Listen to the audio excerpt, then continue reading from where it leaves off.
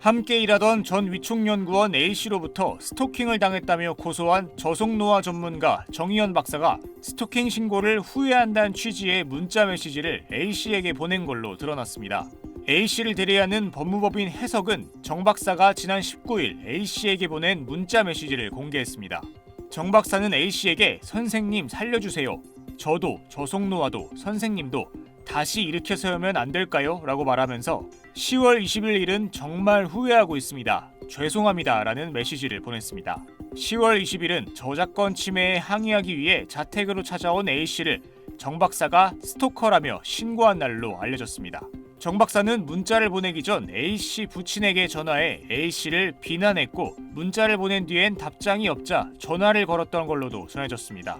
법무법인 측은 정 박사는 과거 피해자에게 보냈던 성적 요구를 담은 메시지가 언론에 보도될 가능성을 인지하자 직접 연락했다며 피해자를 범죄 가해자로 지목하며 뒤로는 직접 연락해 협박과 회유를 동시에 하고 있다고 말했습니다. 또 정 박사는 A씨에게 지배적이고 가학적인 여성상을 연기해달라고 요구했다며 이 사건의 핵심은 저작권 침해와 함께 고용관계를 기반으로 한 위력에 의한 성적, 인격적 착취라고 주장했습니다. 앞서 지난 17일 정 박사 측은 약 6개월간 스토킹을 당했다며 A씨를 스토킹처벌법 위반 등의 혐의로 경찰에 고소했습니다.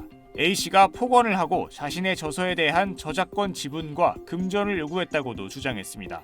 그러자 A씨 측은 정 박사가 권력관계를 이용해 성적인 요구를 반복해왔다며 정 박사를 강제추행 등의 혐의로 맞고소하고 전화녹음과 카카오톡 메시지 등 관련 증거를 경찰에 제출한 걸로 전해졌습니다.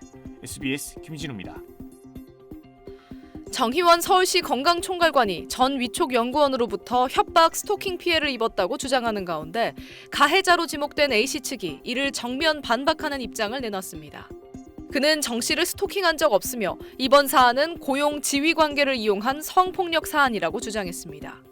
A씨는 정 총괄관을 저작권 침해, 무고, 명예훼손 등으로 고소하는 등 법적 대응에 나서겠다고 밝혔습니다.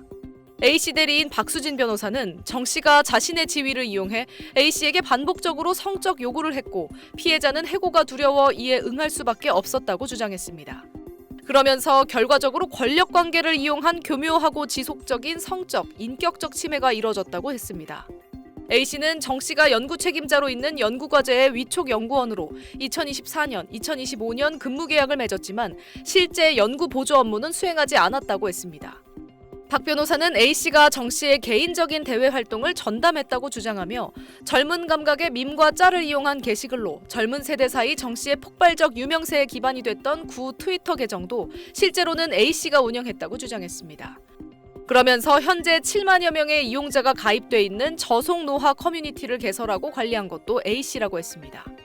박 변호사는 정 씨 저서, 저속노화 마인드셋 역시 A씨가 작성한 원고를 정 씨가 피해자 동의 없이 그대로 단독 저서에 실었다고 주장했습니다. 그러면서 A씨를 서울대 학부를 졸업한 대학원생이라고 밝혔는데 그동안 정 씨 명의로 외부 주요 일간지에 발표되는 기명 칼럼을 A씨가 직접 작성하기도 했다고 말했습니다. 이에 대해 정 총괄관은 자신의 계정에 위력에 의한 관계도 아니었고 불륜도 아니었다며 법적 절차로 시비를 가리겠다고 했습니다. 저작권은 이미 인세의 30%를 주기로 합의한 사항이라며 재판이 끝나면 책을 절판하겠다고 밝혔습니다. 서울 방배경찰서는 정 총괄관의 고소 사건에 대한 수사에 착수해 조만간 정 총괄관을 불러 고소인 조사를 할 방침입니다. SBS 김민정입니다.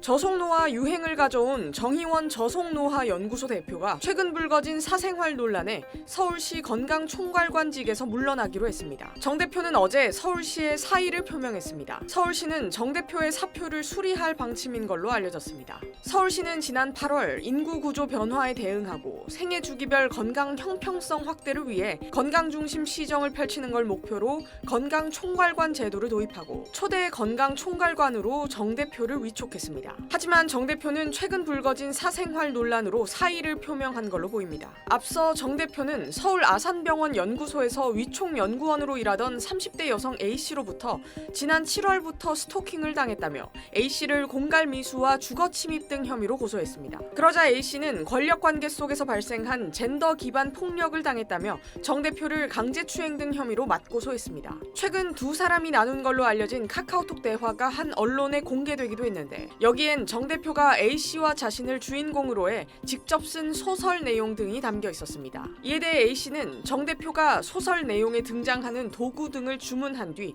특정 행위를 해줄 걸 지속적으로 요구했다며 요구를 거부하면 해고 가능성을 비추는 등의 방식으로 압박을 가했다고 주장한 걸로 전해졌습니다. SBS 이현영입니다.